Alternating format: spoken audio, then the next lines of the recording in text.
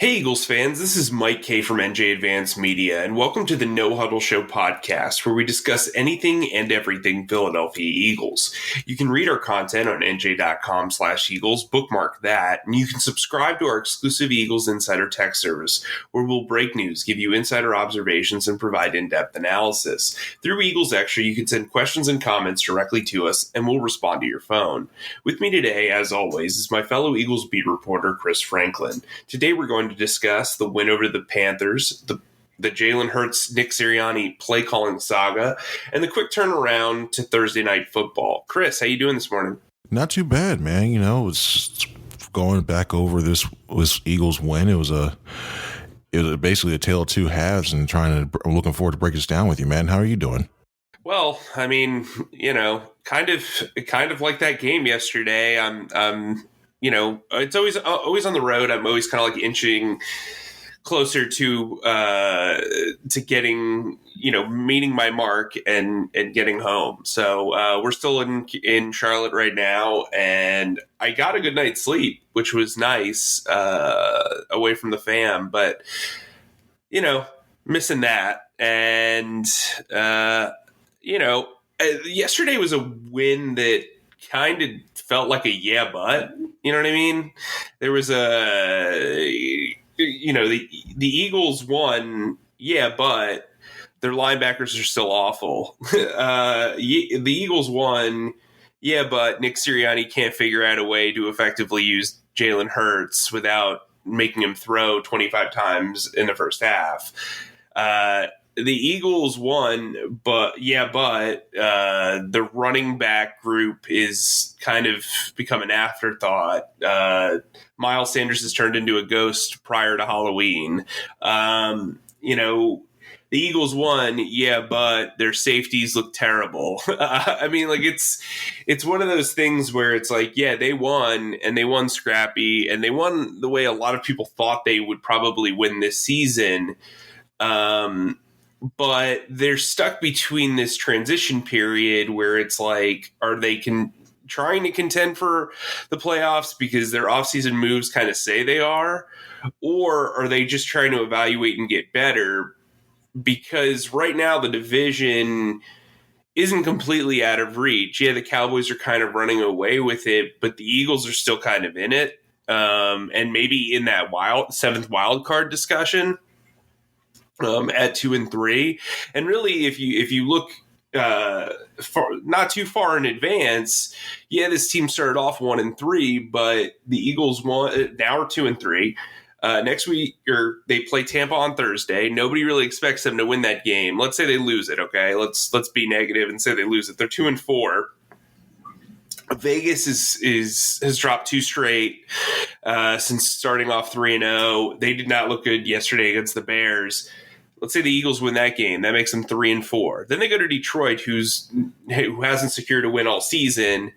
If they're 4-4 after 8 weeks, their schedule during the second half of the season is just incredibly light based on paper. Their only real playoff contending challenges are the Chargers, maybe the Broncos, and then the Cowboys. So that's 3 of 9 games right there. So there's 6 games remaining on that schedule where it seems like they could get some wins. If they split against Washington and they sweep the Giants and then take care of business against the Jets and New Orleans, who seem like a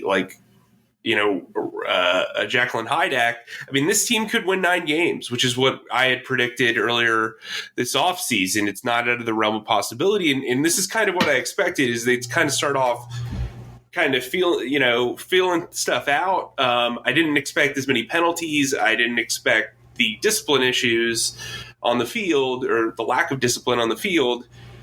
But this is kind of the way I saw it. We knew this roster had issues at linebacker and safety, and we didn't really understand the dynamic of how they wanted to use running back. We knew that the tight end group was here, but they probably weren't going to get as much action as we thought they would, or as they previously gotten. So I don't know. I'm in a weird spot where I kind of felt like this is how it was going to go, but I also kind of think there's opportunities to get better and that there's missed opportunities. Does that make sense?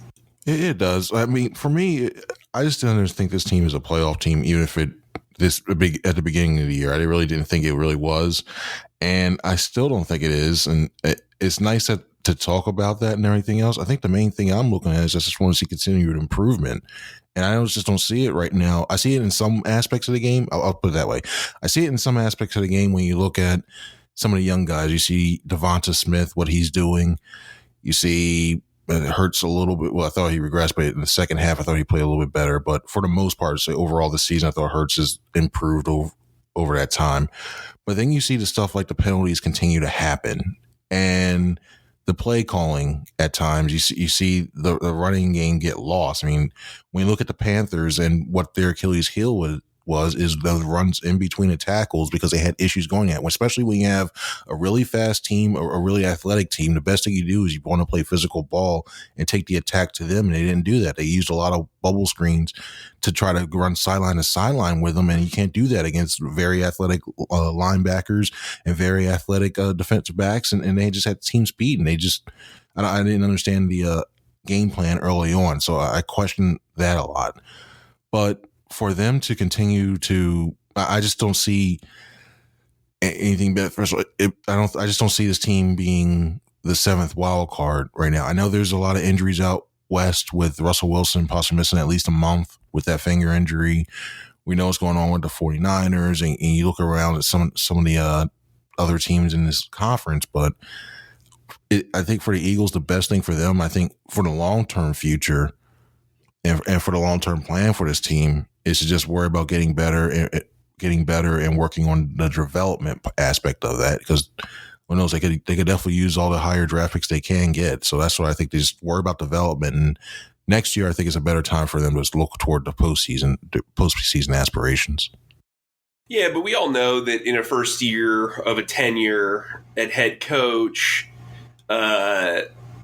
things can get wild, right? I agree with you. I think development is the key, but sometimes when you develop, you actually win. And so I think, look, this is the Hard Knocks first half of the season.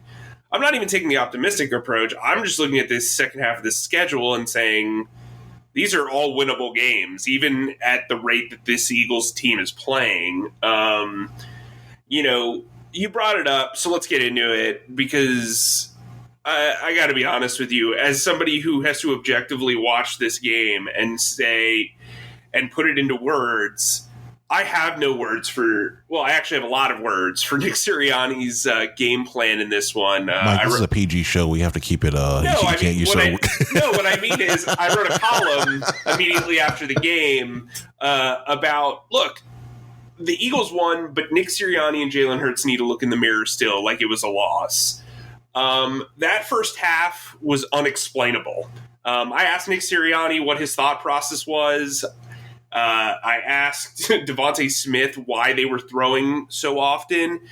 They apparently saw a lot of cover zero on tape. Terrific. Good for them. But when you have cover zero looks, running the ball makes a lot of sense because guys are in man coverage. So you're basically doing one-on-one matchups, and they were attacking the scheme as it said instead of attacking weaknesses. And I think that's the issue that I've seen with Nick Sirianni's play calling. He attacks the scheme thinking that the Eagles players are better than they are, instead of attacking their weaknesses, because the clear weakness here was the middle of the field, running the ball on them. The Cowboys created this blueprint last week, and the Eagles didn't run the football basically at all in the first half. And so on top of that, Jalen Hurts didn't run. I think he had 1 yard in the first half. That's not successful football for the Eagles right now. Jalen Hurts should not be throwing 25 times in the first half, especially in a close game. Jalen Hurts should not be throwing as much as he is. And the thing is I see this I don't want to call it a lame narrative or a lazy narrative, but I see this there's a section of social media and the fan base who wants to say, this is all coming from the top. They want to throw the ball a lot. They want, like, Lurie and Howie Roseman want Jalen Hurts to air it out as much as possible so they can evaluate him. The reason why that doesn't make any sense is if they want him to throw a lot, they're not going to be throwing a lot of bubble screens and flat routes. Like, any rookie can come in and pretty much do that outside of Zach Wilson, apparently. You beat me to it. Outside of Zach Wilson. But that's what I'm saying, right? So if he was attacking down the field a lot, then you could argue, hey, this is an organizational philosophy where they just want to see Jalen Hurts. This season is all about Jalen Hurts throwing the ball down the field. Throwing like 25 passes and having 35 yards because your screen game isn't working out or your quick game isn't working out is not a recipe for success. And frankly, look, I know Jalen Hurts wants the ball in his hands. That's any quarterback. But when you're running RPOs, it just kind of seems like he's making the wrong decisions, at least on obvious RPO plays, where he'll hand the ball off to Miles Sanders to a stacked box. But when there's plenty of room to run, he's holding onto the ball and he's throwing it. And either he is completing the pass, the timing's off, or he's inaccurate. And so I think you've kind of got to be the grown-up in the room if you're Nick Sirianni and say, look, I've got to call design runs. He can check out of them, but like when I have a box that's completely open, like, I need to take advantage of that. And maybe it's that they don't trust Miles Sanders' vision, which, to be honest with you, I don't really blame them. If you watch that first play against the Chiefs where he bounces outside, if he cuts back even like a tad, he's probably got 35 yards. So I don't know if there's a lack of trust in the running game or the running game participants, but they need to figure out a way to not put this all on Jalen's arm. Jalen's a guy who can win with his arm and his legs. If you want to call design runs for him like they did later on in the game, they figured a way to make it all work. That makes sense. But I think asking him to throw 25 passes with 17 of those maybe being bubble screens or flat routes, I don't think that's productive, A, to your evaluation process, B, your offense, and C, I think it puts your offensive line in quite a bind because they're not really run blocking, but they're taking on the reps of a run. They're taking on as many reps as they would had they been run blocking. And we all know that offensive linemen thrive on run blocking. So that's where I stand. Where are you at with this play calling disaster? Well, with the personnel they have, they're set up. I think this offensive line is a better run blocking line to begin with. So I think the personnel they have, even on the outside when the wide receivers, it sets up perfectly that this team could have a lot of success with the play action pass. And I don't mean the fake read RPOs or the fake read options and throw quick throws off of that too. Zone reads and options off of that. I think if they'd made a sustained effort, I don't know if it means putting Dallas Goedert back there, fullback once in a while, or H-back, or just even for like 5 plays or whatever. If this team actually ran the ball up the middle of the field and sustain that type of thing, it opens up so much stuff downfield for these guys with speed like Watkins and Smith and even Rager. If they just allow themselves to just sustain the run, they could hit a lot. I think they can hit a lot more of those shots downfield. But the problem is they're worried about passing so much, especially on first down. They're not getting any production on first down, and it's putting them in these situations. It's laughable, now. Dude. It's laughable. It really is. It's funny. You've got to say objective, but it is objectively funny that they refuse to run the ball on first down. Sorry, go ahead. Yeah, no, you're good. You're good because you wonder, because you look at that. I think at one point, I think they may even finish at 25% on third downs. Well, if you look at a lot of them were like 3rd and 8, 3rd and 9s because they either decided, okay, we're going to. And it's a tendency starting to see more and more what the Eagles do. If they get a big play, they think, okay, we got to hurry up, go into hurry up mode real quick. And then as soon as they do that, they just give a run right up the middle to Kenny Gainwell through into a huddle, and then it goes for like 2 or 3. So now you're in 2nd and 8. Then if they try another run, it's going to go for about 1 or 2 yards, or they try to pass, it doesn't go for it because it's more likely to be a bubble screen. Now you're at 3rd and 7, 3rd and 8, and you know what they're going to do. I mean, we haven't really seen too many draws. If they're actually going to run the ball on 3rd and long, we haven't even seen that. It is the early down play calling has to get better but it has to get better quick. If a lot of people are looking at potentially, not me, but if a lot of people are looking at this team going to the playoffs, that's going to be the main reason when they look back at the season, go, okay, first and second downs, they were just waste downs. They got no production out of it.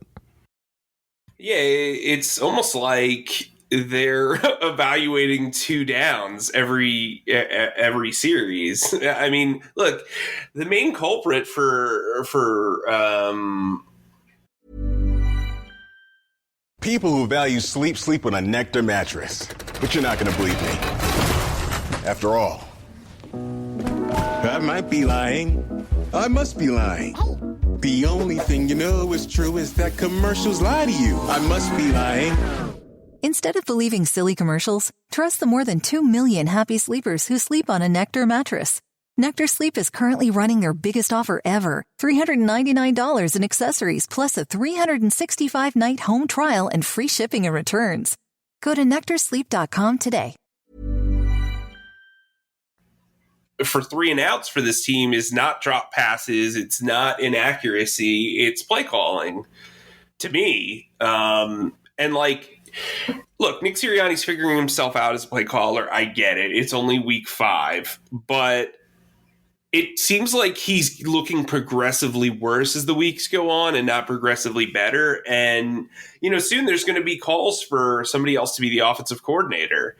That, and that's weird for a rookie head coach. And I don't think you want Shane Steichen being that guy anyway. But look, I mean, here's the problem here, okay? And you and I were very, very pro Nick Sirianni throughout the offseason.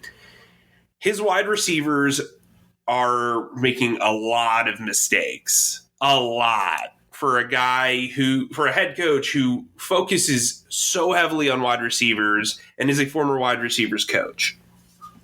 The passing game has no rhythm to it because it seems like everything is forced. Oh, and by the way, a guy who believes in connecting with a team and having discipline and focusing on technique is piling up penalties like crazy. They've got 50 penalties through 5 games. That's ridiculous. And so even if they are successful, you look at this season, if Nick Sirianni can't turn this around and say, where did they get better, right? I mean, look, I think the offense is better. I do think the offense is better than it was last year. They've already won half as many games as they won last year. I do think the defense is in a weird spot. Jonathan Gannon switched things up from zone to man, and I think that worked out really well. It helped out Darius Slay. It helped out Steve Nelson, 2 guys who are used to playing man coverage. We'll get into the defense in a second, but I think where is Nick Sirianni truly adjusting, right? And I think that's the issue here. Wrap up your thoughts on the offense before we head into the actual good stuff, which is special teams and defense. Well, I thought that it just overall, I wonder what's going through Miles Sanders' mind. I mean, Kenny Gainwell, we know he's a rookie, and most rookies are just going, okay, I'll just go along with the flow. I don't want to make waves, especially as a 5th-round draft pick. He won't do that. But I really want to know what's going through his mind, because Sanders has been playing the good soldier. He's said the right things. I mean, a couple weeks ago when he barely got the ball, he was saying, you know what, I'm just want to do whatever the team asked me to do to win.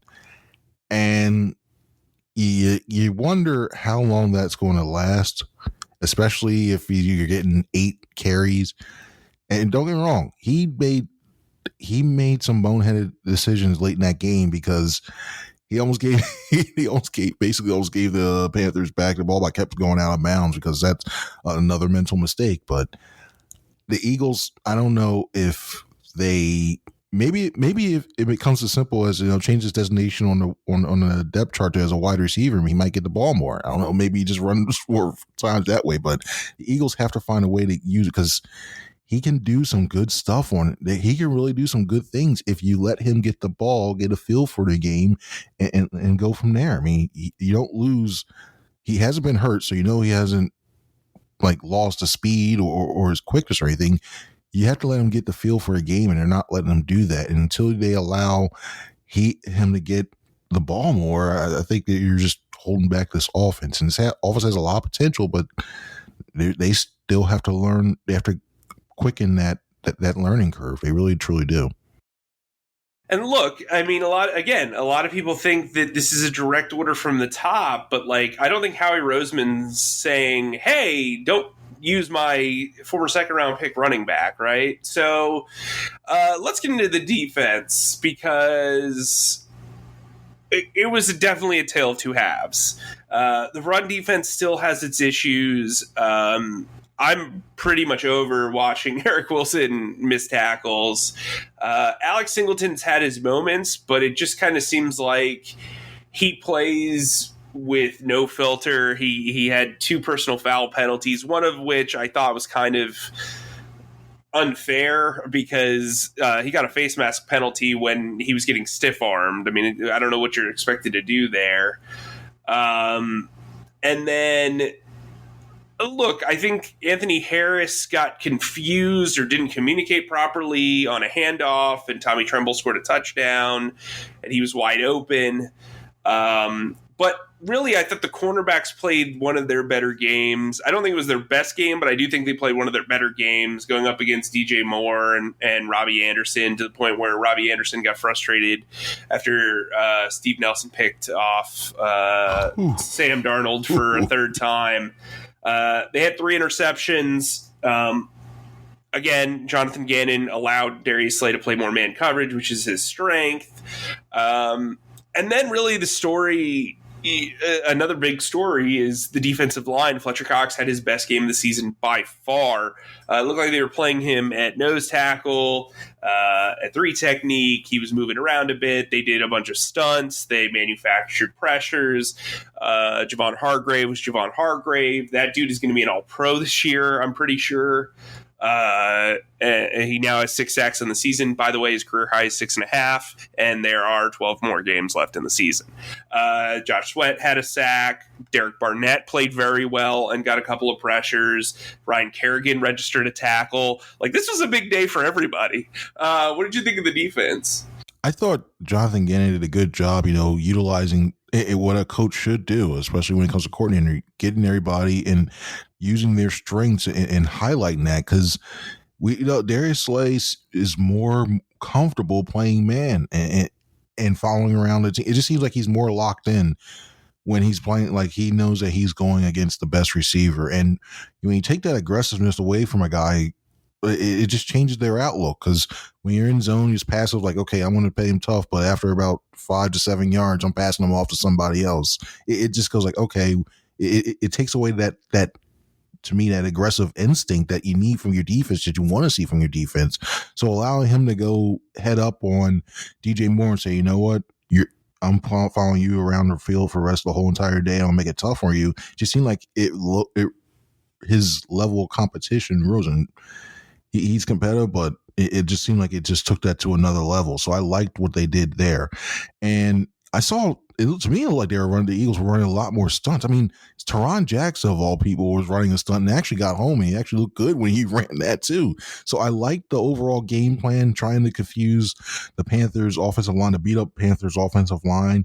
I thought the Eagles took advantage of that, and I thought that quickened, because Sam Darnold, not the most responsible quarterback with the ball. And when he starts getting a lot of pressure, you saw what he does. He puts the ball up, and the Eagles were able to get those at 3 interceptions. And it really basically they kept the team in the game, that whole thing. That if anybody would put to be credit for the win for that game, I'd probably have to give it to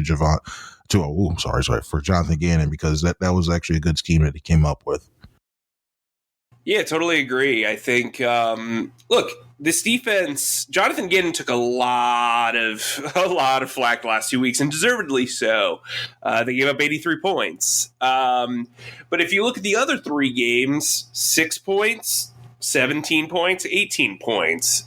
If you're going to keep, this team has a chance whenever they only need to score roughly 20 points. If you can keep the other team under 20 points, this Eagles team has a shot. And really, the defense did its job. I mean, this win, it deserved a lot of, Jonathan Gannon deserved a lot of praise for this win. But I really want to talk about maybe the best special teams play made in several years. I mean, look, returns for touchdowns happen, but this punt block, if you rewatch it, so essentially what happened was they got a coverage that they saw. They'd been working on this punt block scheme all week. You had Edwards and Sean Bradley work the middle of the field and blitz up the middle. Then they stunted. Bradley took on the personal protector, which was Sean Chandler, the safety. And then Edwards was freed up to go straight at the punter. And he made the most of it. And he did a really good job because he went full steam and he didn't run into him, which was a huge deal. And Sean Bradley probably should have scooped and scored that on that fumble. He said on Twitter that he felt bad because that last bounce kind of threw him off. So he just landed on the ball. Whatever. They pick up the ball at the 27-yard line.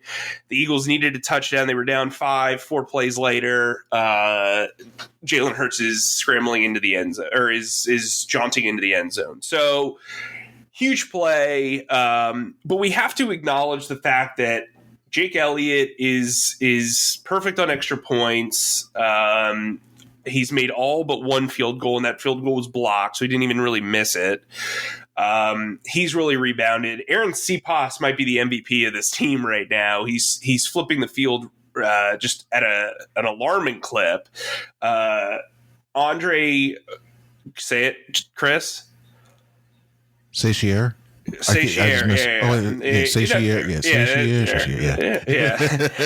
and Zach McPherson are doing well as gunners. It seems like they're blocking well on field goals. Like, this has been a good, if not great, special teams unit so far. And I think Michael Clay, the youngest coordinator in the league, deserves a lot of credit. Now, when he interviewed for this job, the big takeaway Sirianni had was how organized he was. And I think, him and the rest of his special team staff have really upped the ante in this special teams room. And I think that that's going to help this team. Young teams kick a lot, whether they punt a lot or they kick field goals. And Jake Elliott and Aaron Cepas have been among the most consistent performers on this team. What's your take on special teams? Well, I like the way that the focus that they have, and when we see them in practice, the way they break it down, they really put a lot of emphasis on the gunners. So I think when they're able to put themselves in position, it all starts with Cepas and with him getting the punts and landing them within the inside, not only just inside the 20, but inside the 10 at times, where they're getting that nice bounce. I think that helps. But when you see the guys put pressure on these punt returners and force them to call fair catch, I think that's big as well too. Elliott, like you said, the whole mechanism. Lovato, I haven't seen a bad snap from him. When you look at Cepas when it comes to holding, and Elliott itself, I think they've done a really good job. And the only thing I think that this team really does have to worry about, I still see on those punts when they're blocking, there's too much pressure getting up the middle, and it seems like at least once a week you may have one guy get about within the first 2 or 3 yards within the punt, within Cepas, and it almost happened again. The Panthers almost got another block. That's the only thing I see that they have to clean up. But I also like, and that's tough for Edwards in that moment. It is really tough trying to make sure that you don't run the kicker. And it's not even just that. I mean, the natural inclination is you feel like you have to go right directly at the punter and try to raise your hands up, but you usually want to get at least like a yard in front of the foot, just so you block it cleanly. And he was able to do that. I mean, credit to Edwards. He was able to pull back and have that self-control, not to just basically steamroll the punter. I mean, it's tempting to do that, but he's not steamroll him. He's able to get within that yard and block the punt, and Bradley for scooping it up, because that basically set up the game for the win. So the special teams overall is one of the top five records. I forget the name. I gotta check it out, but I forgot the name of the columnist who was down in Dallas, who used to actually have special team rankings weeks ago. I gotta check that out, but I wouldn't be surprised if the Eagles were within the top 5 when it came to the overall ranking. So he was like Rick Gosling or somebody that used to do it, but the Eagles special teams overall have been really good. Yeah. So let's get down to brass tacks because we've got a quick turnaround here. Thursday Night Football, Tampa Bay Buccaneers. Tom Brady's coming off of throwing 5 touchdowns against the Miami Dolphins. He was icing his hand after the game. That drew some big eye emojis, but I'm just convinced that he was just trying to cool his hand down after lighting or torching the Dolphins. But yeah, it is a short week. Weird things happen on a short week. It's a home game for the Eagles. I'm sure the intensity is going to be there. We all know that Tom Brady brings up the Super Bowl loss to the Eagles quite often. But this is going to be a really big challenge, especially if you're going to play man against the Buccaneers, because how are you going to defend all these guys? You're actually going to have to play dime because they have wide receivers for days: Chris Godwin, Mike Evans, Antonio Brown. I'm sure I'm forgetting some. Who's their slot receiver? Scotty Miller. Like they've got a lot of wide receiver talent. Oh, and by the way, if tight end Rob Gronkowski's healthy, you're going to put a linebacker on him. Yikeroos. So this is going to be a tough matchup. Defensively, they're also very good.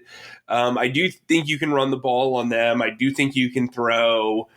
But I do think the Buccaneers are clearly the favorite. No one's going to expect the Eagles to win this game. If they can upset them, then it's overreaction Monday or overreaction Friday, and then you go into this mini bye thinking, well, geez, you got some extra time. What do you do? But I think this win today stops the Eagles from potentially being sellers at this mini buy section of the campaign, because really you're just 2-4 if you lose to the Bucs, and you were expecting to lose to the Bucs. Then you've got a date against. Then you really kind of figure yourself out over the next 2 weeks, because you have winnable games against the Raiders and against Detroit, and if you're 4-0 on the road. Or wait, no, they lost to was it LA? No, wait, no, who did the Eagles lose to on the road? I thought you meant the Buccaneers. They lost to the Cowboys. Oh yeah, right. Yeah. So if you're 4-1 on the road, but 0-3 at home, you say to yourself, well, the home schedule is getting a lot easier down the road. So I'm not going to say that they're going to be sellers at the trade deadline, even if they should right now, but I don't know. Hubris is a funny thing. Chris, give me your final thoughts heading into this short week. Well, I'll say this. I know this is not a gambling show, and this is all for entertainment purposes only, but I thought it was very interesting that the line opened up around the Eagles as a 6.5 point underdog. I thought it was going to be around like 8, 9. But I don't know if if everybody's worried about the Brady injury and just being a short week and the Bucs having to travel. But I thought that was very, very interesting, because when you just look at the rosters, you compare them, you're just like, there's a lot of names of the Buccaneers. You just end up, especially defensively, like I think the Bucs defense is underrated. But when you look at it, it's like, how is that possible? So I think the game's gonna be a lot closer than I think people imagine. I don't think the Eagles will win it, but I think it's going to be a lot closer. I think they actually have a good effort, and I think it helps that on a short week they don't have to travel. So there's a lot of things setting up for something crazy to happen. Yeah, it can be. It could happen, but I think you'll see a good effort, or if not, you'll see maybe a garbage time touchdown toward the end to make it look a lot closer to what it is. But it should be an interesting week. It's going to be a quick week, I know, for the Eagles and for us and everything else. But it's going to be a good thing, matchup to watch, and looking forward to working it. Remember, you can subscribe to our Eagles Extra tech service free for 2 weeks, and then $4.99 moving forward. It's NJ.com/text. Make sure you sign up. Chris and I have a lot of fun on there. We do commentary during the game. We send you updates directly to your phone. If you're trying to avoid the social media awfulness, this is the text service for you. It goes straight to your phone. You get alerts right away. And then also make sure you subscribe to the No Huddle Show podcast, wherever you subscribe to podcasts. Make sure you give us your feedback and your ratings. We love to hear from you, even if it's negative comments. Although we would prefer positive comments, obviously. For Chris, I'm Mike. We'll talk to you very, very soon.